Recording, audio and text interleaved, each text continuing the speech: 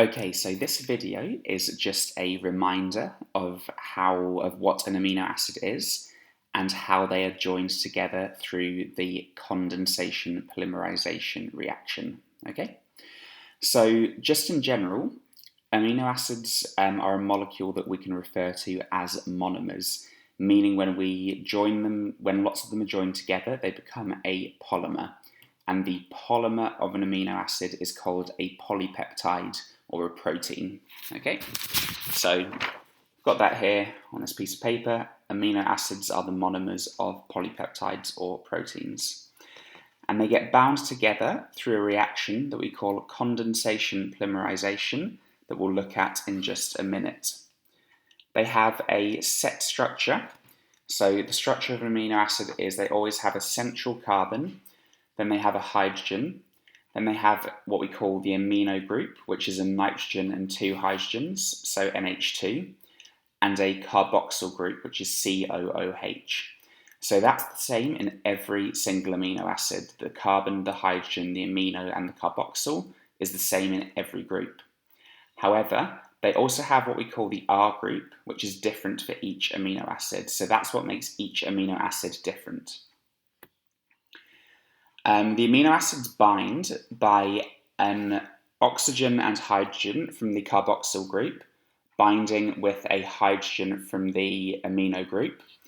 An OH and a H binding forms water, which leaves the reaction, and that's why it's called a condensation polymerization. And then a peptide bond forms, binding the amino acids together. And that's where the term polypeptide comes from. Polypeptide literally means many peptide bonds. So lots of amino acids together, bound by many peptide bonds, makes a protein. So this just shows you a larger diagram of the amino acid structure. Now I've said everything in the red dotted line is the same in every amino acid. So again, they've got the amino group, NH2, the carbon, the hydrogen, and the carboxyl over here. Okay. You don't necessarily have to draw it with this bonding. You can just write NHH on this side, for example. I've just drawn it this way because it's a bit more correct, but yeah. The R group is down here, and remember that's different for every single amino acid. Just be aware, you may sometimes see diagrams that put the R group above the carbon instead of below it. That doesn't really matter. It's still the same whether or not it's positioned above or below the carbon. So that's what our amino acids look like. When we look at how they bind in a second, we're going to focus on the oxygen and hydrogen from the carboxyl and a hydrogen from the amino group of another amino acid.